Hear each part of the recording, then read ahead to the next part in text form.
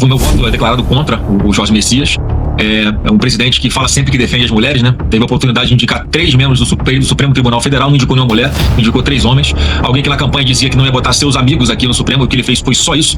Ele botou o seu próprio advogado, Zanin, ele botou o seu amigo de longa data aí, de comunismo, e que era o seu ministro da Justiça, Flávio Dino, e agora quer colocar o seu companheiro, o famoso Messias aí. Jovem Pan News começar perguntando, claro, sobre o levantamento que acabou de sair. Tivemos aí uma pesquisa que mostra seu nome numericamente à frente do presidente Lula na disputa eleitoral, e enquanto os levantamentos vão traçando a consolidação ali do seu nome, segundo as pesquisas, existem defesas feitas pelos nomes que se apresentam da direita, Caiado e Zema, de que é preciso romper lógica de polarização, ao mesmo tempo que o grupo do presidente Lula, né, chega a dizer que o senhor não teria liderança, que o presidente seria seu pai. Como é que o senhor avalia esse cenário eleitoral e também as críticas que vêm aí dos outros pré-candidatos nesse momento? Bom, Rafaela, Carlos, amigos da Jovem Pan, uma grande honra estar falando aqui com vocês. Olha, o adversário está batendo desespero, ele acompanha pesquisas também, ele sabe que está passando por um momento de muita dificuldade, não é de agora, porque está claramente na mente dos brasileiros, o Rafaela, que o Lula virou uma mercadoria vencida. Ele é aquele produto, né, que já está muito fadigado, ideias atrasadas, nada de novo para mostrar para essa juventude que está ansiosa por ter uma oportunidade, o seu governo desviando dinheiro dos idosos, a violência generalizada no Brasil inteiro, mais escândalos de corrupção, que é uma marca tradicional de governos do PT, a corrupção, o aparelhamento de estatais, dando prejuízos, o dinheiro sumindo dos fundos de pensões dos trabalhadores brasileiros, e a gente vem com essa proposta de caminho da prosperidade, fazendo exatamente ao contrário do que o Lula está fazendo, e já testamos e deu certo no governo do presidente Bolsonaro, muitas coisas que a gente vai conversar aqui, né, de redução de carga tributária, de tratar marginal perigoso, né, com rigor, trabalhar pela redução da maioridade penal, deixar os marginais perigosos muito mais tempo presos, reduzir carga tributária, fazer com que os empreendedores possam investir o seu dinheiro aqui, ter o seu lucro, e gerar oportunidades e empregos para quem precisa trabalhar, vão abraçar quem precisa, proteger quem precisa, mas também construir junto com eles um caminho de qualificação para que eles não precisem mais de político nenhum para levarem dignidade para dentro de suas casas. Então, em função de tudo isso, é que o atual governo não tem mais nada de novo para mostrar. É o fim do ciclo do PT, que vai se encerrar neste ano de 2026. E a única certeza que eu tenho é que, a partir de 2027, Lula não será mais presidente do Brasil. Agora, senador, como é que o senhor avalia uma informação recente também da decisão do ministro Alexandre de Moraes do Supremo Tribunal Federal, da abertura de um inquérito contra o senhor aí sobre suspeita de calúnia contra o presidente Lula, numa postagem que o senhor fez aí vinculando a imagem do Lula com o de Nicolás Maduro? Como é que o senhor avalia essa decisão do Alexandre de Moraes? Olha, infelizmente eu não tenho como avaliar de outra maneira. É uma tentativa de me intimidar, de cercear minha liberdade de expressão. A proximidade do Lula com o ditador criminoso Maduro é pública e notória. Ele recebeu aqui em Brasília o Nicolás Maduro com tapete vermelho no Palácio do Planalto. Infelizmente, o presidente Lula é aquele que se aproxima de ditadores, né, que faz gestos a todo momento para governos que usam práticas terroristas para oprimir a sua população, para atacar outros povos, né, como lá no Oriente Médio. Então, assim, chega a ser engraçado de eles terem que, alguém, né, ter que me processar por isso, e eu lamento, eu espero de verdade, Carlos, que não seja ali o início de um cerco jurídico para tentar, né, cercear mais uma vez o que eu fale, aquilo que eu penso, porque isso não vai funcionar. Eu vou continuar falando o que eu penso. Todo mundo sabe da relação que muito próxima da criminal entre Lula e Nicolás Maduro. E aí vamos aguardar quais serão os próximos passos. Uma ação boba como essa, eu lamento que ela tenha sido iniciada, autorizado o início dela por parte do ministro Alexandre de Moraes.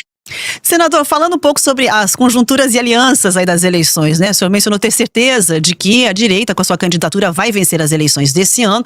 Houve, inclusive, uma composição aqui no Paraná com o nome do senador Sérgio Moro. E o senador Sérgio Moro deixou o governo do ex-presidente Jair Bolsonaro ali no momento de rusgas, né? Queria entender como é que foi feita, então, essa pacificação em torno das questões que foram apontadas pelo senador Sérgio Moro e por que entendeu que o Sérgio Moro seria ali uma boa formação para um palanque de Flávio Bolsonaro aqui no Paraná. O tempo mostrou que nunca houve tentativa de interferência do presidente Bolsonaro na Polícia Federal e nem em nenhum outro lugar.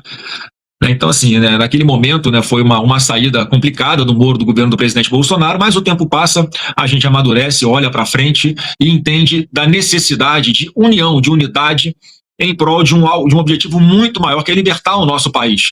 Então, a partir do momento em que o governador Ratinho Júnior toma a sua posição de se lançar pré-candidato à presidência da República, a gente entendeu ali também que não tinha mais a possibilidade de um projeto unificado também com o governador Ratinho.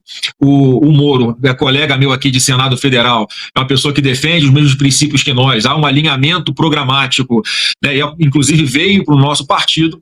Então nós batemos o martelo aí no Paraná com o Sérgio Moro, nosso pré-candidato ao governo, e no palanque nossos outros 2 pré-candidatos ao Senado Federal, que é o Felipe Barros e o Delanhol. Delanhol também, né, no passado, já teceu severas críticas a nós, a mim, inclusive, e está junto com a gente nesse projeto de resgate do Brasil. E o Felipe Barros, que para mim é um dos maiores parlamentares que o Paraná tem, uma pessoa muito preparada, já presidiu comissões importantes aqui, não é de hoje que está nessa luta junto com a gente, com o presidente Bolsonaro. Então, eu me sinto muito confortável de ter um palanque tão forte, tão importante, tão simbólico aí no Paraná, com esse que nós formamos junto com os nossos pré-candidatos a deputado federal e estadual também. Tenho certeza que o Paraná vai saber dar uma resposta muito firme a esse atual desgoverno do PT e nos ajudando aí no projeto nacional a colocar o Brasil no caminho da prosperidade de novo.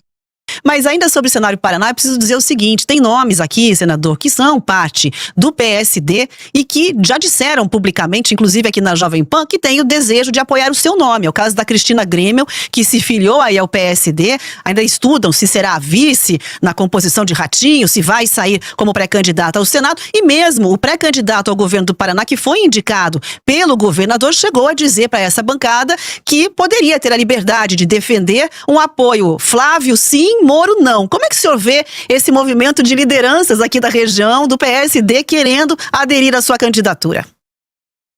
Em primeiro lugar, né, eu já conversei com a Cristina Grêmio, eu botei o meu ponto de vista de que é muito perigoso nós termos mais de 2 candidatos ao Senado do mesmo campo político, né, a partir do momento que nós temos os nossos 2 pré-candidatos aí que já estão definidos, né, que é o Felipe Barros e o Delanhol.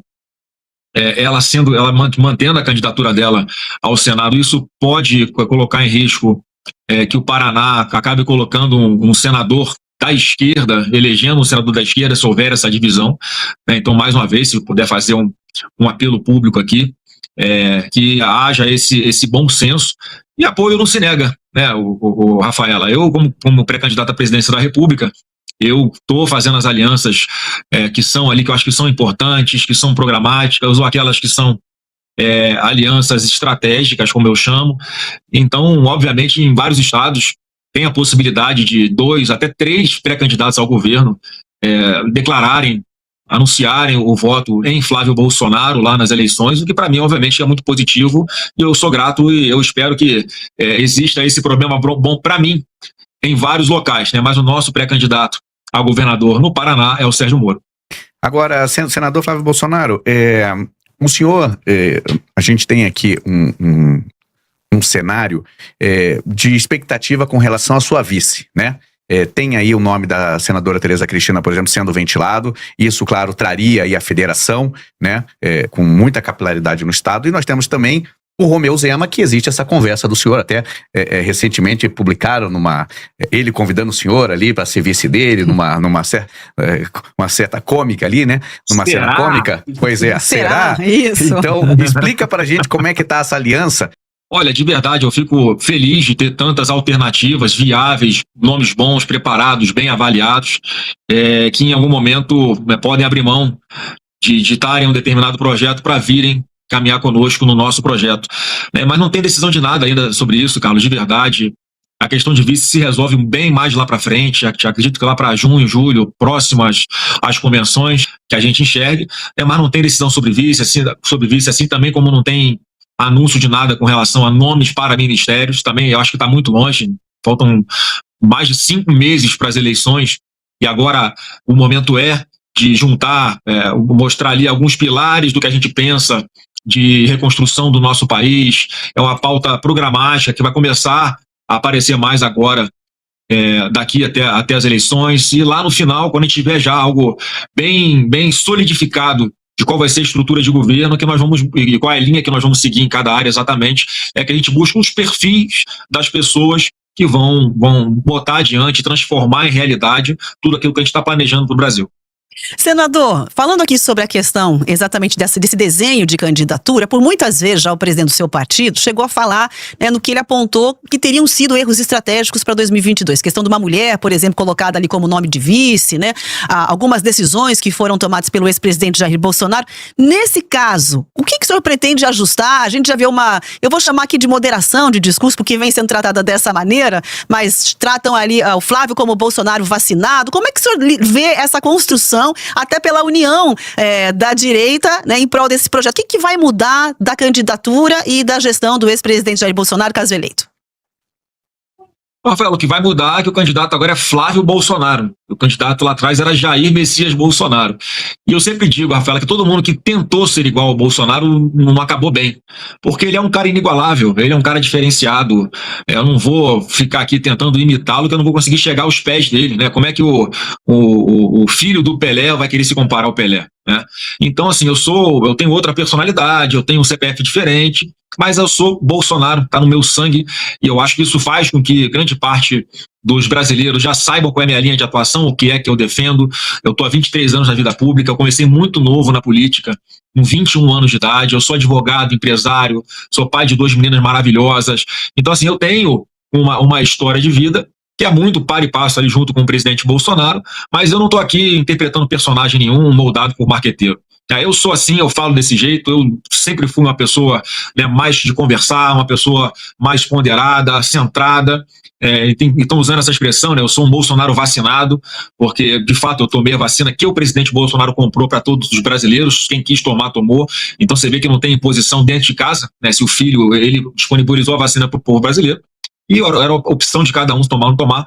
Eu optei por tomar a vacina, né, assim como todas as outras vacinas. Então, eu acho que é a apresentação, Rafaela, desse Flávio, que as pessoas vão conhecendo e vão tomando a sua decisão, se acham que o caminho é esse, se o perfil de um próximo presidente da República tem que ser alguém que olhe para frente, alguém que entenda como funciona o jogo do poder em Brasília, conversa com todo mundo olhando no olho e tenta parar as arestas antes de ir para a pancadaria, né, quando tem que ir para o confronto, nas ideias a gente vai. Quando tem que ser firme em alguma coisa, da defesa de algum posicionamento, é assim que eu sempre fui. Mas da política eu prefiro sempre tentar o diálogo, conversar e, enfim, construir pontes. Senador, o senhor fez uma analogia aí do seu pai com o Pelé, né?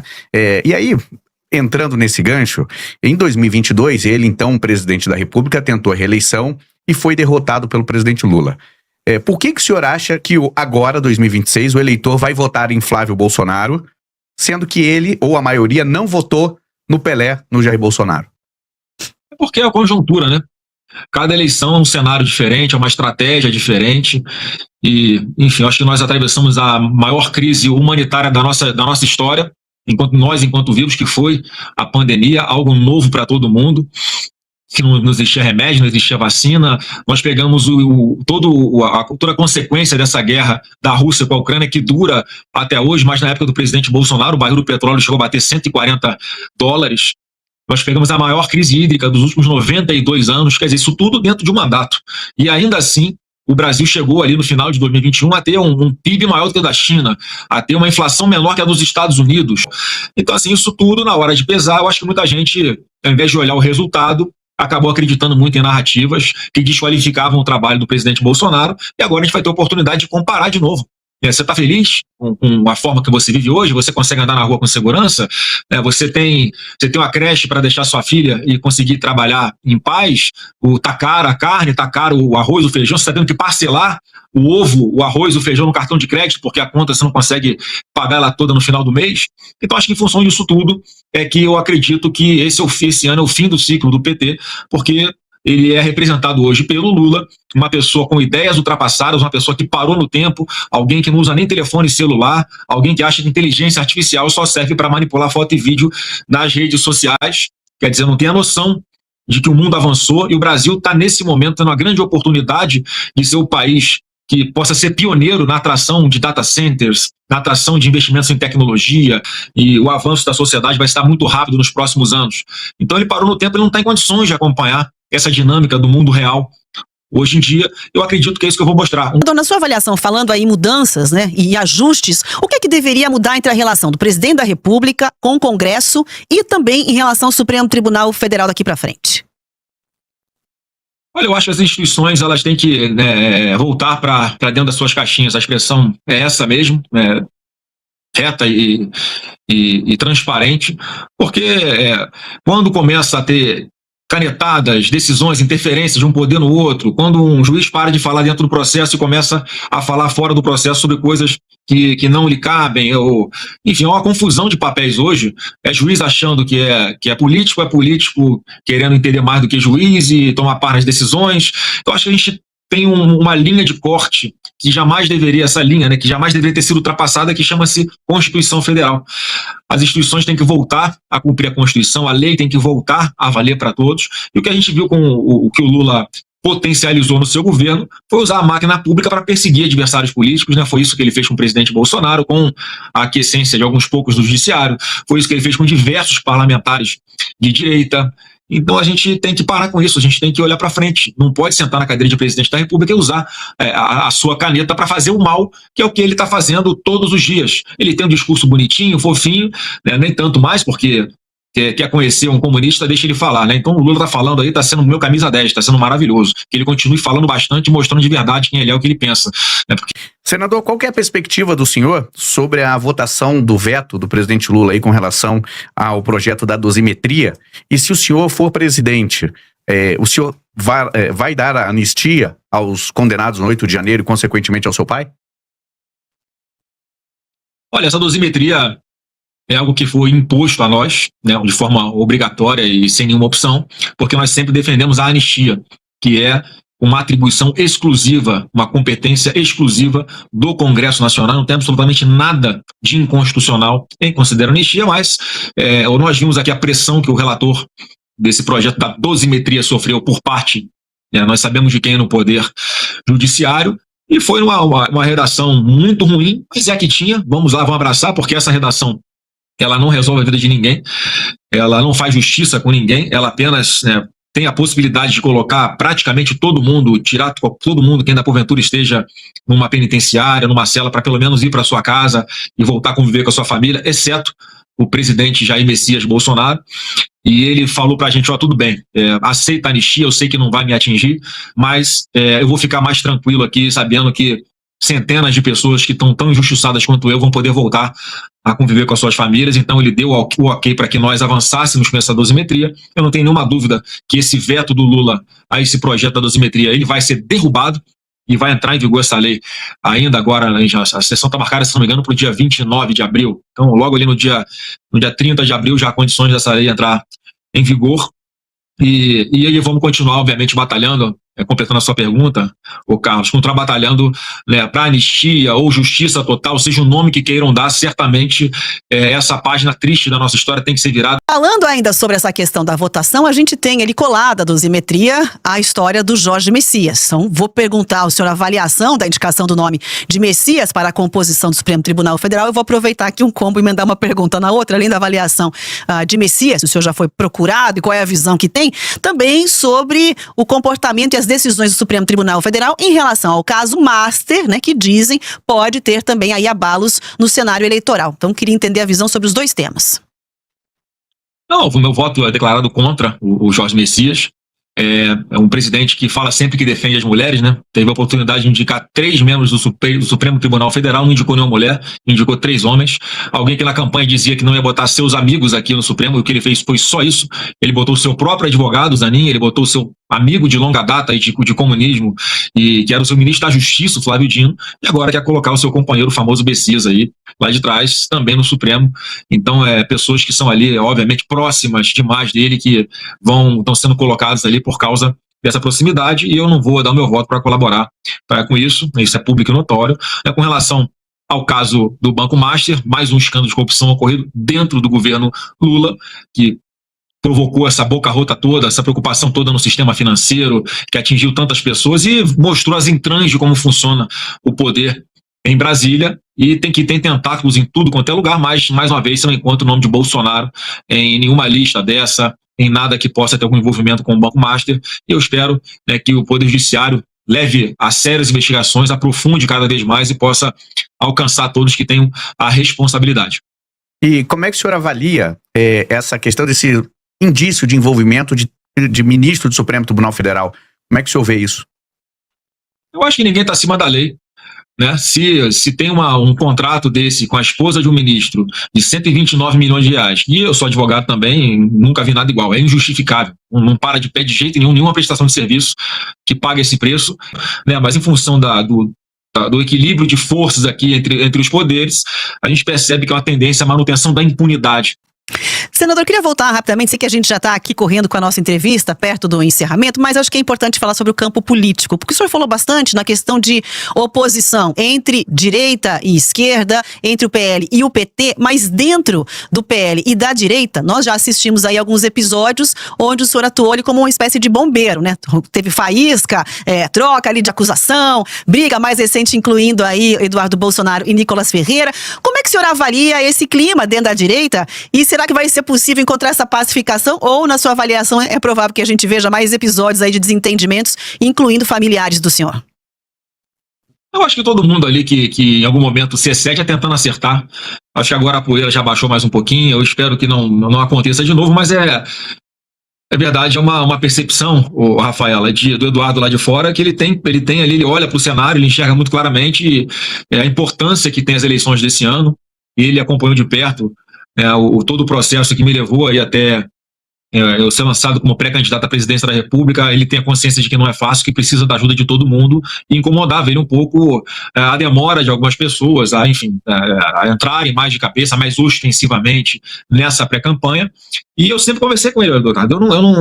As pessoas têm o seu tempo, cada um o seu tempo, vem também se quiser, não vou ficar obrigando ninguém a caminhar comigo. E o papel que o Eduardo está prestando é esse de conscientizar as pessoas, aí tem uma reação do outro lado. Enfim, eu acho que o meu posicionamento é no sentido de tentar dar o exemplo, pessoal, olha só, eu tenho que conversar com gente que eu não concordo, eu tenho que fazer alianças algumas vezes, né, que eu não faria em condições normais, mas nós temos um objetivo maior aqui, que é resgatar o nosso Brasil, e para resgatar o Brasil a gente precisa vencer essas eleições, a gente tem que tirar o partido das trevas do caminho, e a única forma que eu vejo isso acontecer, quanto maior unidade nós tivermos, maior a chance de sucesso. Então eu tento dar o exemplo com isso e sinalizando, né, que esse é o objetivo em comum, vamos gastar energia com o que interessa e falar a verdade sobre o PT. Eu acredito que isso tudo faz parte do processo de amadurecimento político do nosso campo da direita. A discussão às vezes é saudável, é importante, né, para expor algumas coisas, enfim, mas quando chega em determinado ponto que eu acho que fica exagerado, é a hora de todo mundo exercitar o que eu falo sempre aqui, Colossenses 3,13, né? Vamos perdoar e olhar para frente, que a gente tem coisas muito mais importantes e urgentes que nos unem do que coisas pequenas que nos levam a alguma divergência. Mas o senhor sente que tem gente que não embarcou 100%, poderia estar com mais entusiasmo aí nesse apoio, tem gente que demorou para aparecer dentro da direita declarando ali o apoio ao pré-candidato Flávio Bolsonaro? Claro que tem, Rafael, mas eu não vou dar nomes. E, mais uma vez, eu respeito o tempo de todo mundo, as razões de todo mundo. Graças a Deus, o retrato de hoje é muito melhor do que o retrato de 5 meses atrás. Quando foi lançado o meu nome lá em dezembro, no começo de dezembro do ano passado, havia muitos questionamentos. E com o passar do tempo, eu mostrando quem é o Flávio, né, quem é esse Bolsonaro que é diferente, e tendo uma boa aceitação, e as pessoas compreendendo que é o caminho que o Brasil precisa esse, a gente não aguenta mais tanta confusão, vamos olhar para frente, vamos virar essa página, a gente já viu com o presidente Bolsonaro tudo que funciona, vamos fazer melhor ainda a partir de 2027. Chegamos hoje num momento em que até as pesquisas daqueles institutos que muita gente tem desconfiança já nos colocam na frente numericamente do adversário no segundo turno. Senador, talvez a principal mazela do povo brasileiro hoje seja a questão da segurança pública. O que o senhor pretende fazer, se eleito for, nessa questão da segurança pública, principalmente nessas grandes metrópoles, como é o estado natal do senhor no Rio de Janeiro? Carlos, não tem outro caminho a não ser muito radical nessa área, que é o endurecimento da legislação penal. Esses marginais perigosos, principalmente, eles têm que ficar muito mais tempo presos. Então, o que a gente precisa, alterações legais que nós já começamos a fazer.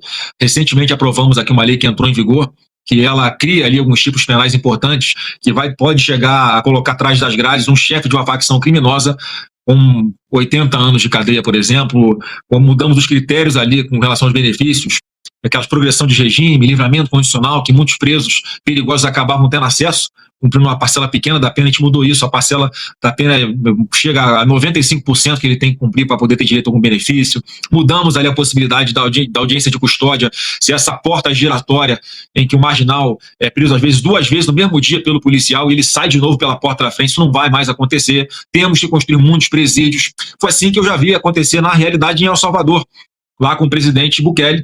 Ele lá tomou essas medidas duras, o Congresso apoiou, a população deu suporte e legitimidade para ele fazer as alterações legais, ele mudou o sistema legal, ele construiu presídios, aqueles marginais perigosos ficaram presos com investigações bem feitas, foram condenados merecidamente pelos crimes que eles cometeram, e o resultado foi que aqueles marginais que estavam habitualmente todo dia cometendo crimes, roubando bolsa das mulheres num ponto de ônibus, roubando o celular de uma mulher que está ao volante, roubando, né, um brinquinho de uma criança na rua, ou cometendo maldade contra idosos ou contra mulheres, esse pessoal começou a ficar muito mais tempo preso lá. Consequência, eles estavam longe do convívio social, pararam de cometer crimes, obviamente, e se ficava o exemplo ali que, olha, quem continuar cometendo esses crimes perigosos, o exemplo está aqui, você vai ficar preso. Acabou esse negócio de impunidade.